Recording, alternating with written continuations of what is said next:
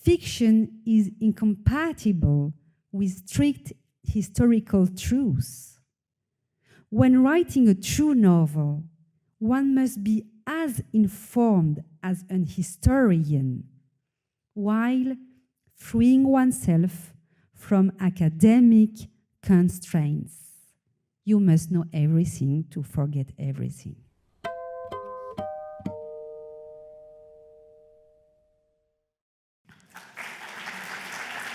Good evening. It's so great to see you all here. I am Elizabeth Graver. I am professor of English and co-director with my colleague Suzanne Matson back there of the Creative Writing Concentration here at Boston College. It is such a pleasure to welcome Anne Berest to Boston College and to have Claire Berest, who's another formidable writer, join us this evening as well. They flew in from France yesterday, right? Anne Berest is the best-selling author of The Postcard and of Sagan, Paris, 1954, a novel based on the life of French writer Françoise Sagan. She's also the co-author with 3 friends of a very fun book that I actually dipped into last night when I thought, what should I wear to this event? Called How to Be Parisian Wherever You Are, Love, Style, and Bad Habits. I don't think I did that well, but I tried. The Postcard was awarded the American Choix Goncourt Prize and the Prix Renaudot des Lycéennes and was a finalist for the Goncourt Prize. In its English edition, beautifully translated by Tina Cover, it was named a Best Book of the Year by Time, NPR, Library Journal, the Globe and Mail, Lilith, and the Toronto Star. With her sister Claire, Anne is also the author of Gabrielle, a critically acclaimed, fascinating fictional biography of their revolutionary great-grandmother, Gabrielle Buffet Piccabia. Gabrielle, in France, was awarded the Grand Prix de l'Héroïne for biography, and as I said, the English edition just came out. So, bienvenue. We are so happy to have you here. Please joining me in a warm welcome for Anne and Claire Berest.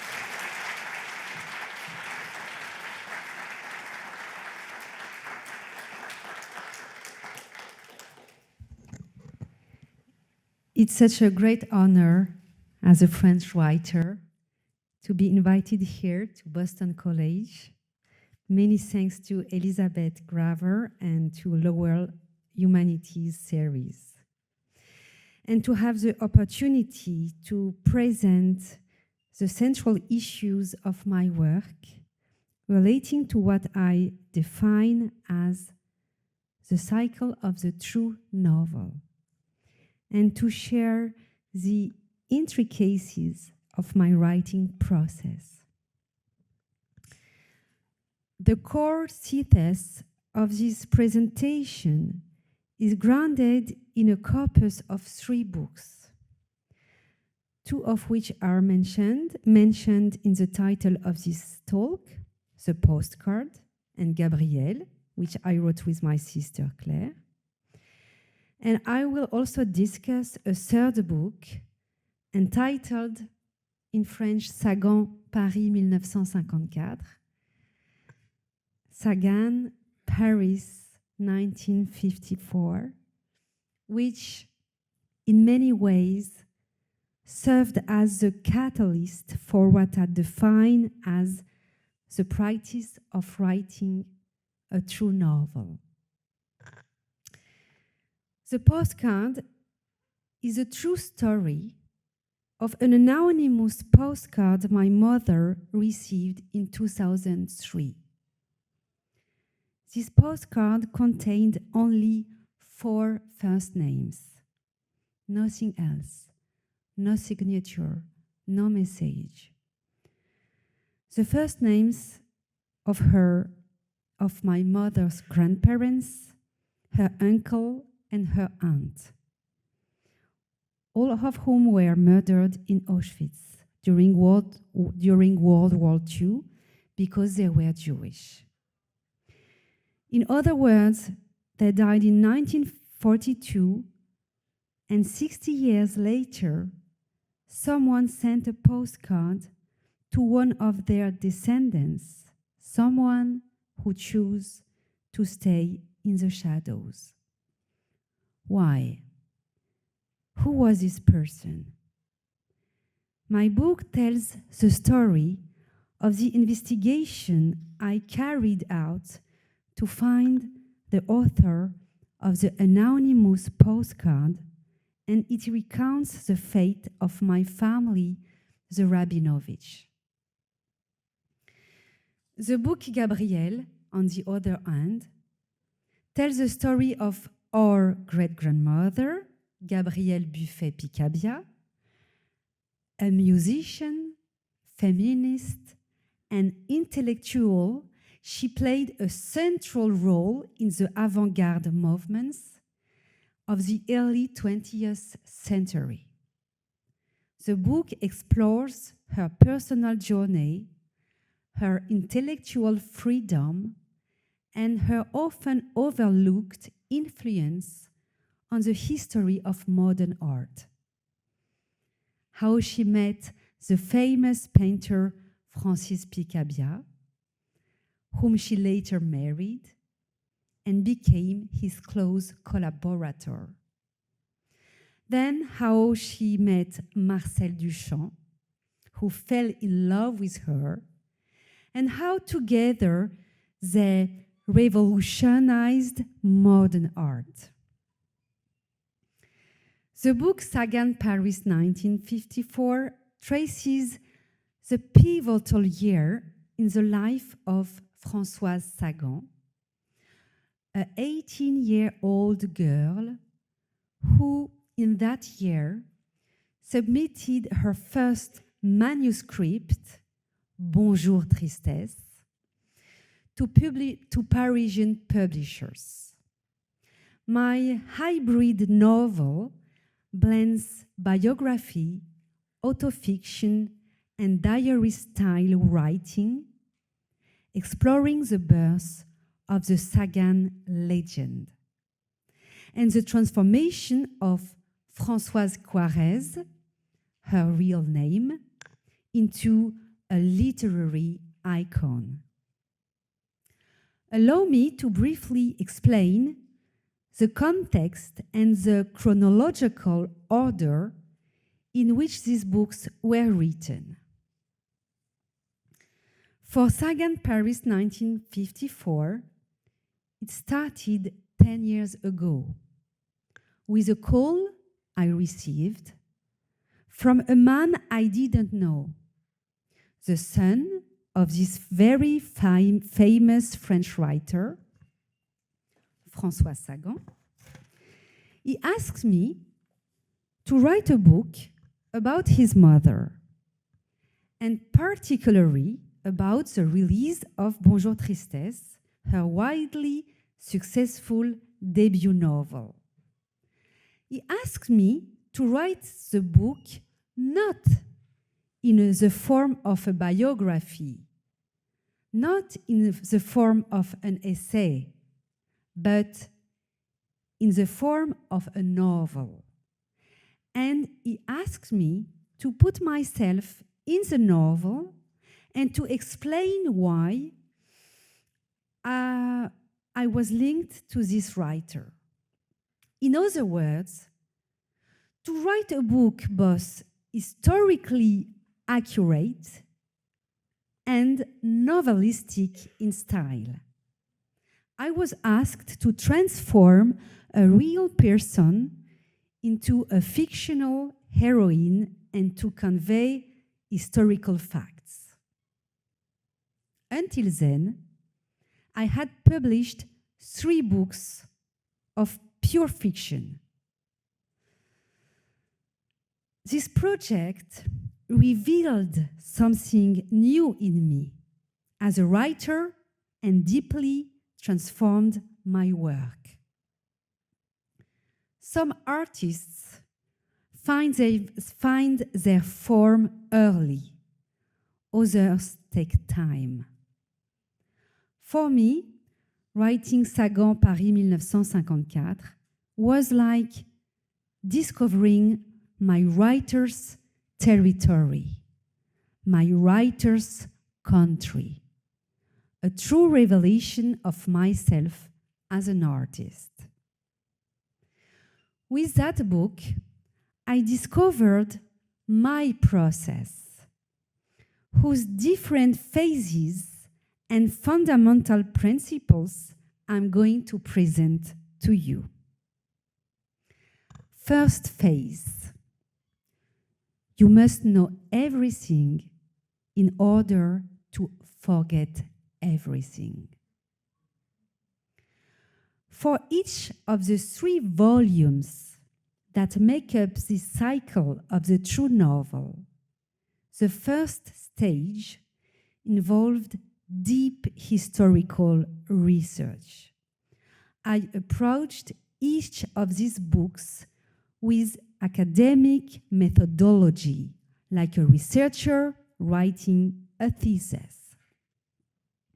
For Sagan, Paris 1954, I read all the biographies, interviewed whole people who knew Françoise Sagan, and studied the historical context, 1954 France. I did it with great seriousness.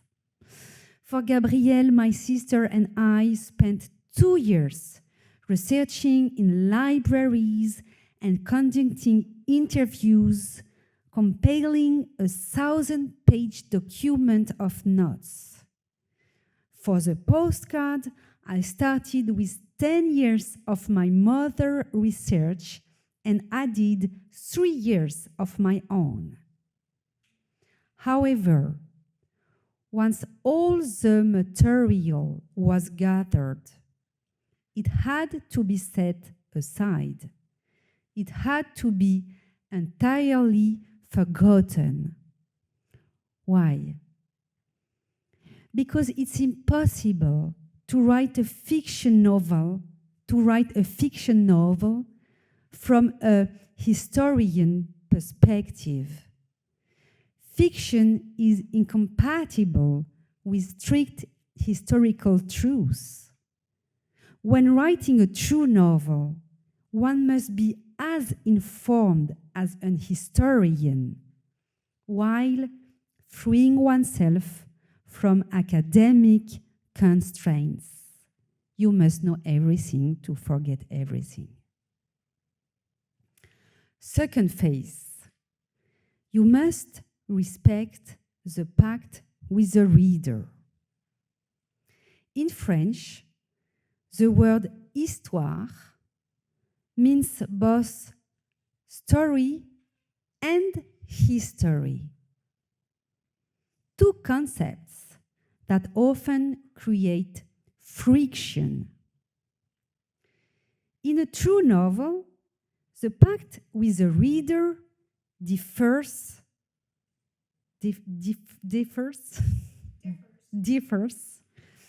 from those in pure fiction or historical essays.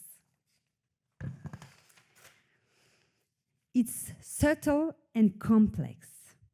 The author must assure the reader of the truth of the events, the truth of the events and the facts, while allowing for some narrative freedom to make the story beautiful. The real challenge is to find an acceptable degree of deviation from truth, to find that slight shift from reality that does not break the pact of truth. For my novel, The Postcard, as I said, I conducted a real-life investigation to an anonymous postcard. Every detail of the investigation is true. I truly made a private detective. I truly consulted a graphologist, truly named Jesus. And I truly visited the village where my ancestors were arrested. So, what is not true? In the novel, all this happens in 4 months. But in reality, it took 4 years. The reader accepts that the chronology may be altered. However, they would not accept a factual date being incorrect. That's the complexity of the pact with the reader. A pact that is much like the unspoken contract in a love story. You may lie to me about the little things, but there are boundaries that must never be crossed. Another example. In the novel, I go with my mother to the village where my family was arrested. We meet several inhabitants, several neighbors in one day, all of whom provide vital clues for my investigation. In real life, these meetings were months or even years apart, not over one day. But I think that the reader doesn't care that the meetings actually happened at different times. What they do care is knowing that the information I provide for the investigation is true and that I really met these neighbors. And for example, I had a meeting with the students 1 hour ago, and one of the students asked me, is that true that a neighbor told you that when the children were arrested, they decided to sing the national song, La Marseillaise? Yes, it's true. That's what is important with the pact with the reader.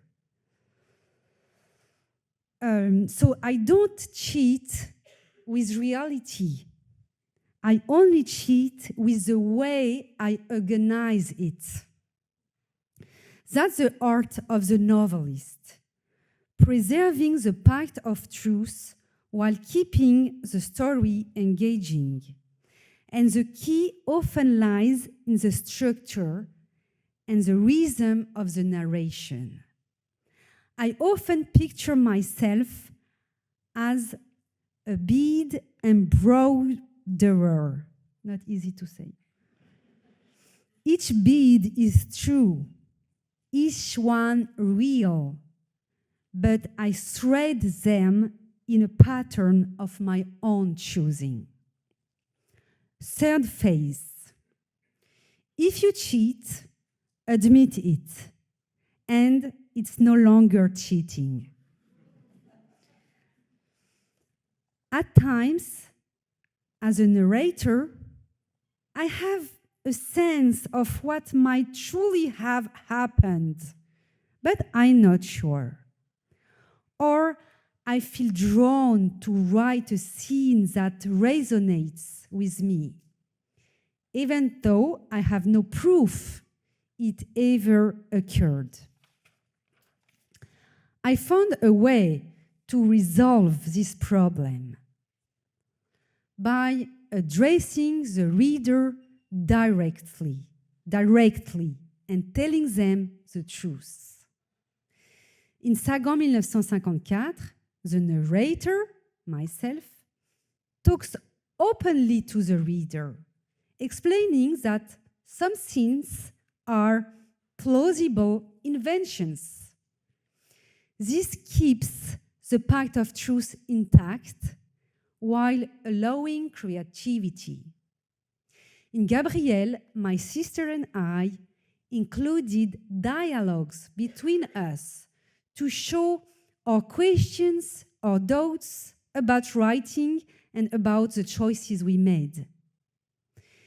In the postcard, the dialogues between my mother and me serve to highlight the moments when we are uncertain about whether things truly unfolded that way.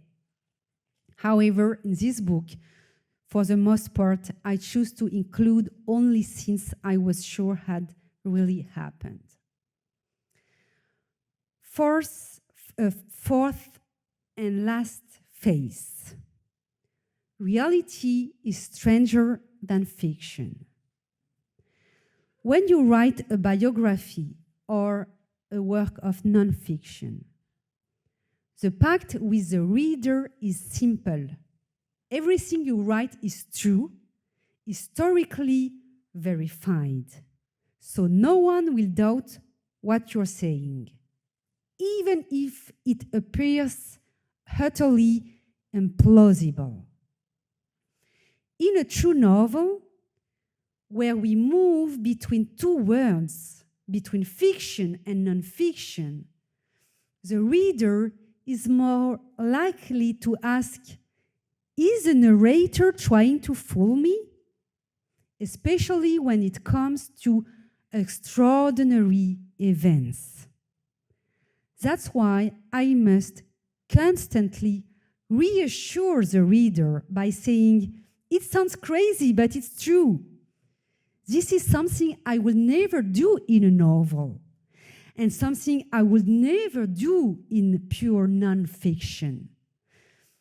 That's why, in the postcard, my character insists a lot on the fact that I'm surprised by everything that's happening to me.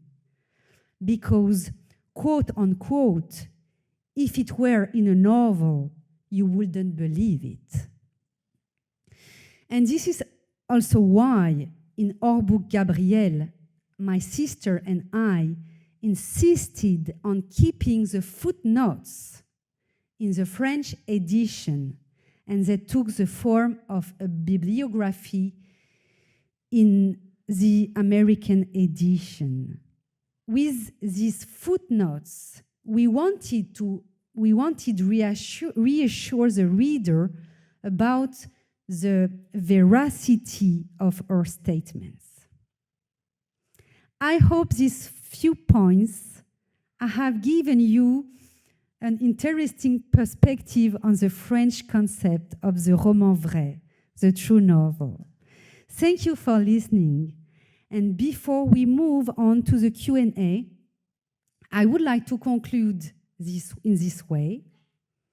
Real people are contradictory and complex, and that makes them difficult to portray in fiction, because fiction demands that characters be coherent, yet life is not coherent.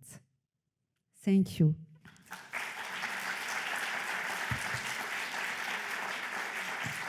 That was so interesting and moving. So I have some questions just for you, and then some questions for you and Claire. So my first question is, hold on. In the postcard, you run up often against the impossibility of language being able to express the horrors of the Holocaust.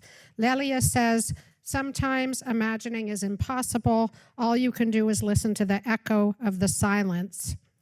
There's the nearly blank page filled with white space, which I found incredibly moving, that tells of Noémie's death in Auschwitz, and an interesting moment when Anne tells her mother, Anne, aka you, but we'll call her Anne because it's a novel, that she'd rather not know the names of the policemen who arrested Ephraim and Emma to deport them to the camps, along with other moments where Anne worries about pushing her mother Lelia too hard. So I'm wondering if you can talk about silence and erasure in the postcard. What's the role of the writer whose tool is language at moments when words are either too painful to receive or else can't be accessed because the people you're writing about lost their voices? It's kind of a big question. Yes. And I would like to focus on one thing. Okay. because indeed many survivors have spoken of the unspeakable and the impossibility of making literature out of the Holocaust.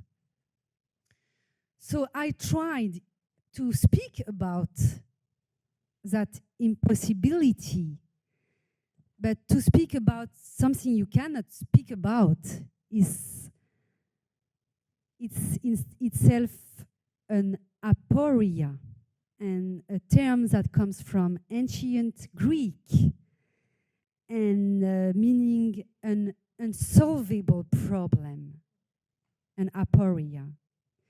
So your question leads me to develop for you a point, a very important point for me. So this book was very hard to write, and especially 3 chapters. The chapter, I'm sorry for the student who already heard this answer. 3 chapters. The chapter about the Pithiviers camp, which is a French camp, a transit camp, where Jews awaited trains. The Auschwitz camp, and the chapter about the return of the deportees to the Hotel Lutetia in Paris after the liberation of camps. I wondered how, as a writer, I could write these chapters, how I was allowed to write these chapters. And it was a complicated question for me because I am not a witness. So I question how, as a novelist, as someone born years after the war, I could describe what happened. Because we need it, and Elie Wiesel said it. We need books about, we need new books about the story of Holocaust, because it's our duty of memory. So we need books, and in the other hand, I'm not a witness, and I didn't live through it. So my question was not a stylistic question, but a moral question. And here is how I found the answer. I decided that every sentence written in these passages would be taken from a testimony. All the descriptions, all the dialogues and scenes are derived from the accounts of witnesses. And at that moment, in these 3 chapters, I am not a writer anymore, but a conduit, a transmitter between the witnesses and the readers. And this approach was obviously crucial, because if we imagine something, even if it's a little thing about the Holocaust, even if it's to denounce it, even with the best intentions, if you imagine, it opens the door for deniers to say, you see, you are making it up. Thank you. That actually leads really beautifully into my next question, which is that when I look at your work overall, I'm incredibly fascinated by how collaborative and polyphonic your process seems to be.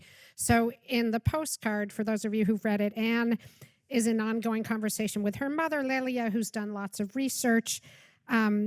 Noemi wants to write and, in fact, started to write and then said one day she would write it all, but then she's murdered. And the novel tells a version of a story she can't tell. And Gabrielle, which you wrote with Claire, it's often in really interesting ways left unclear which sister is speaking. There's a kind of plural or even an unidentified first person. So you're like, which, or it doesn't matter. So, and then you co-wrote How to Be a Parisian Wherever You Are with 3 friends. So, and you've written screenplays, acted in films, which are collaborative. So can you talk about, is this a conscious thing, or do you just drawn to, what makes you so collaborative and sort of polyphonic? It was not conscious, and funnily enough, and I only realized it a few days ago. You could have waited for me to tell you. That would have been fun. Yes, and so that's true. I love working with my people, with the people I love, and I thought about it, and I think I found the reason. And I think that, maybe Claire will agree, I have a kind of obsession with work. With words. Work. Work. Yes. Okay. I am and words. a work addict. Okay. So I need to be working all the time. And it's a very good way to collaborate with the people close to you, because you can work by spend time with them. You see? Kill 2 birds with 1 stone. Yes, exactly. So it allows me to spend time with my people while indulging in my favorite vice, work. So interesting. And it's also just a very generous, it shows in the work. The work is extremely generous. It's always reaching out, you know? It's always connecting. So it shows up in really beautiful ways. I'm also interested, though, in how, hold on, I've got to turn my page and lift my mic. How the postcard is also about a process of very painful and vital self-discovery. And I read in an interview, and it only has your name on it, right? Even though there's many voices. But I read in an interview that you spent hours each day writing alone and were sometimes in tears as you wrote.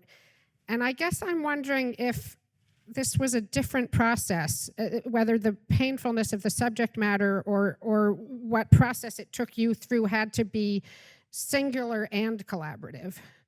Yes, because this book was particular. Mm-hmm.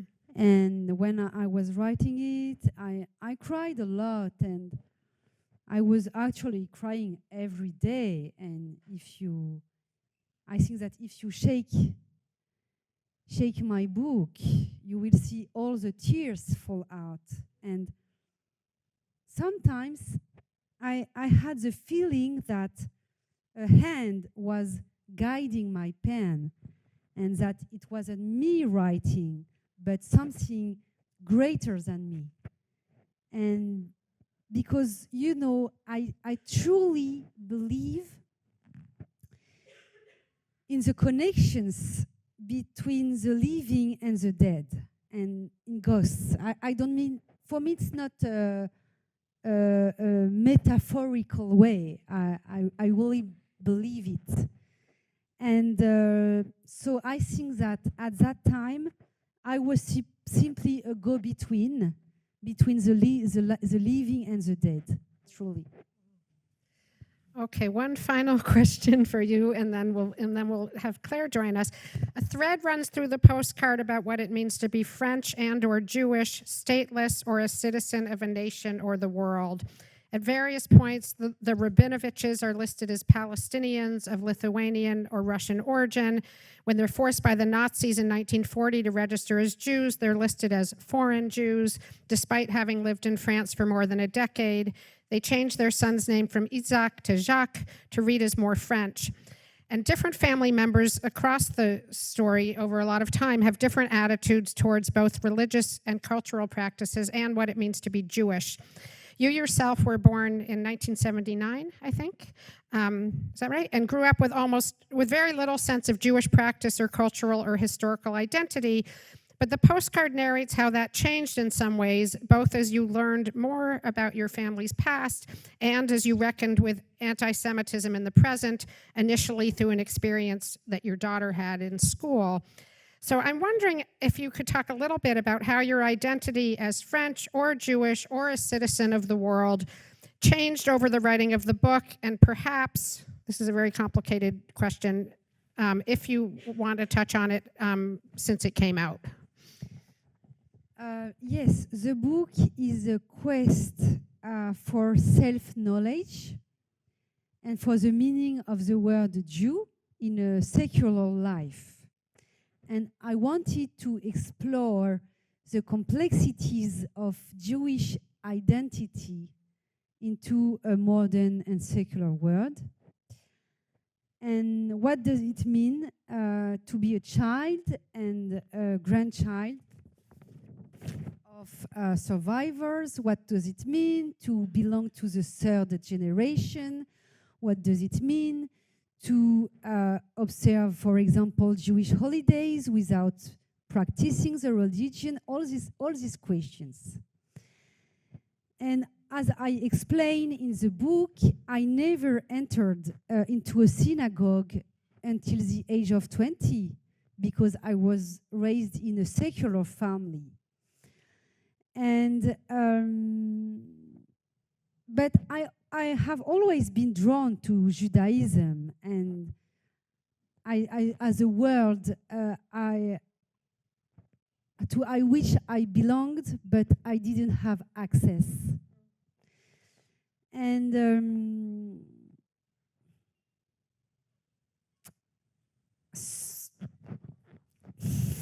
I don't know what to add. Should we go to the next? Yes, yes. Claire, come on up. Thank you.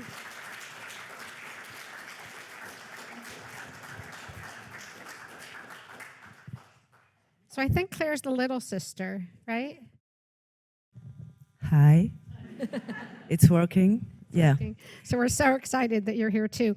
So question, and maybe Claire, you can start since we haven't gotten to hear from you yet. What was it like writing a book with your sister in terms of how the actual process played out? Did you each write chunks? Did you revise?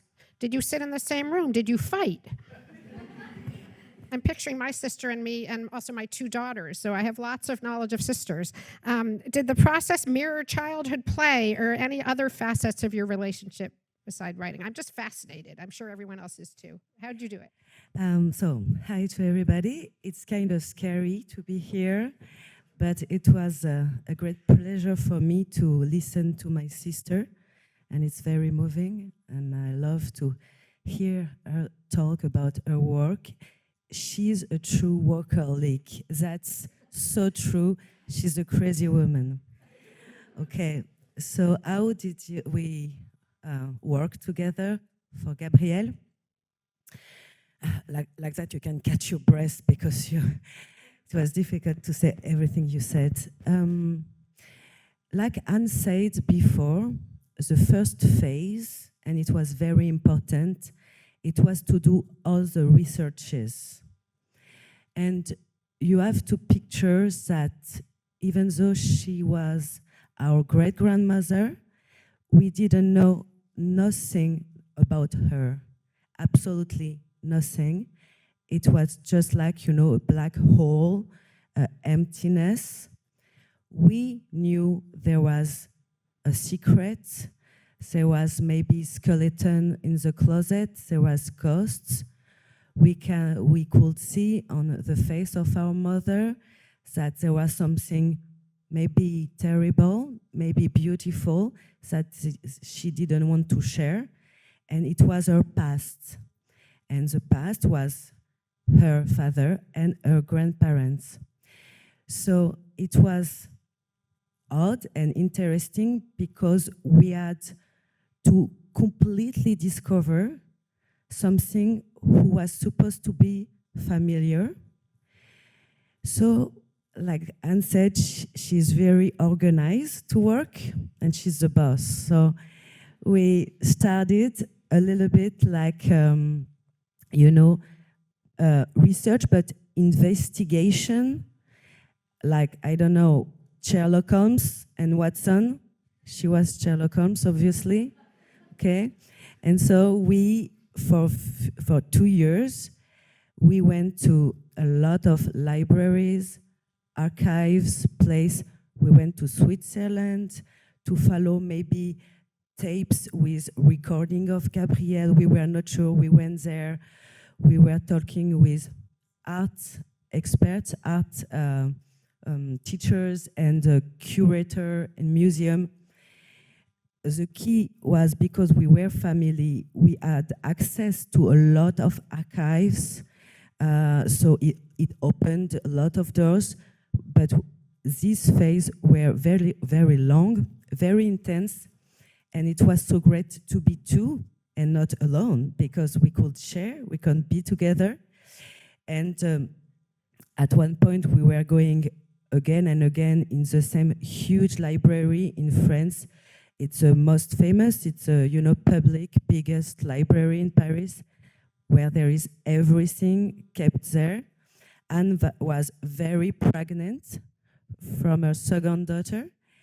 And so we had miles to walk inside this library, and I was afraid she was gonna break her, in the middle of the library. I didn't know how I'm gonna roll her out, maybe to go to the hospitals. And very difficult to have a smoke, break, because it's so big you can't go outside anyway. So, lot of research. And we found so much, little by little, because one thing, Gabrielle was erased. Maybe she decided to get erased from history, but as soon as you open books and stories of all the people she met, that she was friend with, she is everywhere. Little pieces of her are everywhere, like, gold little pieces, and you can recreate maybe the story, the true story, the fiction story, the roman vrai. Anyway, so that was the first phase. And maybe for the second phase, the writing, I will let Anne answer. Vas-y, je t'en prie. Comme tu veux, tu préfères que je continue? Okay, so she prefer I continue a bit. So then, I ask the permission, of course. So the second phase, it's the writing, obviously. And it's interesting because the first phase was so much joy, excitement. We were, chasing like a treasure hunt this woman. The second phase was, how are we going to put all that together? And the two of us. And we are extremely close, but we are extremely different. And we are both writers. We have two styles. We have two ways of picturing what literature is. So one thing was for sure at the beginning, we didn't want you write a chapter, I write a chapter, you write no. We wanted our two voices, our two very different voices, to mix, to merge, to make like a fusion. I don't know if you can say that in English, fusion, And so we didn't know how to do that. And we, little by little, find a way to make some kind of literary ping pong, sort of. So she was writing a piece, I was writing a piece, about Gabrielle, and we gave it to the other one. And the other one could do anything on it. Imagine, writers, ego, difficulties, but we are sisters, we trust each other, And because we know each other for all our life, we don't have ego with each other. So we could say, what you just write, it's so lame. I mean, it's not good, or I don't understand, or it's boring. It's okay. It's difficult what someone else told you, but your sister, it's fine. So we just give the piece. You could write everything you want, change everything, and it comes back to the first place.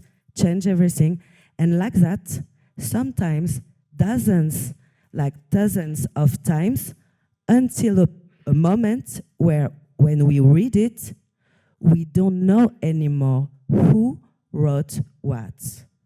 We wanted to go to that point. And at that point, it was not her voice, not my voice, third voice, maybe Gabrielle's voice. Fascinating. I'm going to ask one more quick question, and then I want to make sure we have time for the audience to ask a couple. But so Gabrielle, I won't give away because it just came out in English, so most people haven't read it yet, but she's an incredibly complicated woman. And I got to read it in an advanced copy. And she, at times I was just so upset with her for various things, and at other times so filled with admiration. And when you said a third voice, what do you think? It's this incredible tribute that you spent this much time thinking about your great-grandmother, but your mother was resistant. What do you think, Gabrielle, if we could summon her right here? There she is on her bike. What would she have to say, do you think? I mean, she was very bold and into taking chances, so my feeling is she'd probably say, bravo, but I don't know. What do you think? I'm going, you go. You can say, and we have two different answers, maybe. Qu'est-ce qu'elle penserait du portrait d'elle dans le livre? She's so surprising that I don't know. Yeah, No, I can see that. She was always unexpectable. I don't know if she would she would have been proud of us, or if she would have said, "Who do you think you are to speak about?" She wasn't me?" very maternal. No, so that I don't know. What do you think?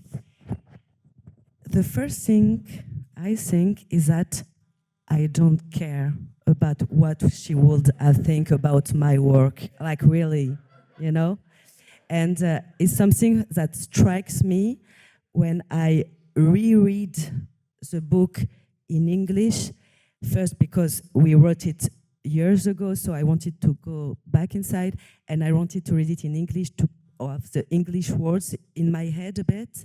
And one moment in the book, it's a little dialogue between Anne and me, and it struck me because Anne, in the book, she's saying, in a way, I wonder if Gabrielle and Francis would have loved me. And in the book, I say, I wonder if I love them. And I think it was very important to have these two perspectives. The second thing is that Gabrielle, above all, was a rule breaker. She breaks rules all the time. Like Jean Arp says, she was the queen, she was the king, she was anything, everything. She didn't care about what people think about her. She wanted to change art. So probably, she would just have saying, okay, girls, just go break the rules. That's it. That's what I think. Yeah. That's what I think. Thank you.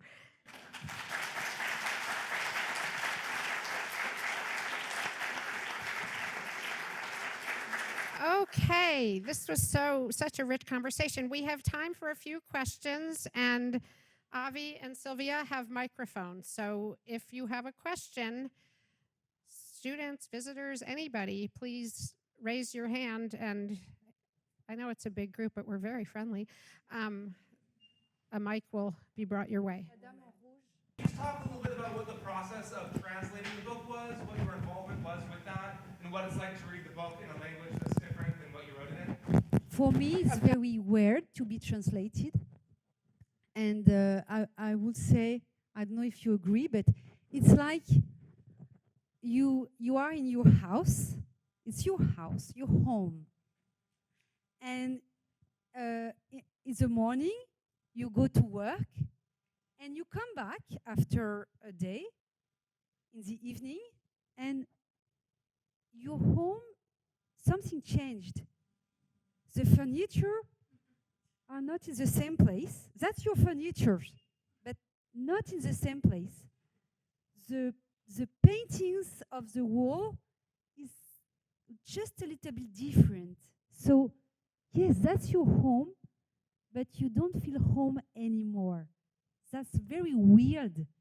And that's why I don't like to read translation, but I have to say that I think that for Gabrielle and for the postcard, I think that the translation was the best translation possible. And it was so good. But for a writer, it's weird. I must say, when you're a French writer, your wildest dream is to be translated in English. It's very difficult. For example, I have some of my books that have been translated in more like 15 different languages, and it was never English. And I was like, why? You know, it's, for example, one, because your language is, you know, the universal language for everybody. So, and second reason is that we are able to read it, and it's really a gift to discover your work in another fashion, in another way. And so it was a great, great gift to have Gabrielle in English. And I must say, I have another one, another book in English, and I was able to speak a lot with the translator on the phone. She's an English woman. And I was amazed because she was asking me thousands of very precise questions that never our editor in France just asked. I mean, she was, you know, she was seeing in the text, in the words, stuff nobody else saw. And it was extremely interesting to see this other point of view. But at the end of the day, it's just such a gift for a French writer to see your work in this language. And when we read it, to prepare to come here, I have to say that for us, for me, English is the best way to go to poetry because it's so efficient. You know, in a few words, you can say so much. When us, French, we said like blah, blah, blah, blah, blah, lots of words to say one idea. I don't know why English seems so efficient. And I had the feeling to read my book in a poetic way. And it was great pleasure. Great. Another question? Thank you both for being here. My question is, when you are researching and writing about your family, even if it's family that you didn't meet, is there any separation between family as subject matter and as work versus family as family? And did those lines get blurred? Do they feel distinct? Or is that not something that even really comes up in your work? Interesting question. When I don't know why, but when I write on my relatives, on my family, I feel like linked with my characters, and I feel allowed to write things that maybe I should have not written about another real person. That's my family, and so I can yes, I can mistreat a little bit. And I wrote a lot about dead people, but I think it's not easy to disturb dead people, and often they don't like it. But if it's my family, it's okay. So that's why, yes, I feel comfortable with them. I let Anne answer because the family, it's her country of writing, it's her land of writing, it's her path, her journey. Maybe I could say one thing is that just after we wrote together Gabrielle, I engaged in another book about Frida Kahlo that you mentioned in a kind way earlier. And it's interesting because when I was completely deep into Mexican, the 30s, beginning of 30th century in Mexico, les années 30, 30, the 30s, yeah, in Mexico. I was spending all that time with Frida Kahlo and her husband, Diego Rivera. At one point, when I get out of that, I had the feeling that I had spent time with my family. And like Frida was my own, flesh and blood. And more than Gabrielle was when I was writing Gabrielle. So you choose your family. And actually, for me, to get into Gabrielle's body, to write about her, I needed to consider her almost like a character, like a stranger that I had to meet and to try to understand. Like really, I completely forget I was descendant. I was really like, who the hell is this woman, And so she was way more a stranger to me than Frida Kahlo, even though I am not Mexican. And so, that's the magic of writing in a way, I think. And I love how you have such different answers, So we're going to stop. I know there's more people who want to ask questions, but there's also many people who want to get books signed, and we don't want to keep people too late. So please join me in Thank saying a you. big thank you. Merci beaucoup.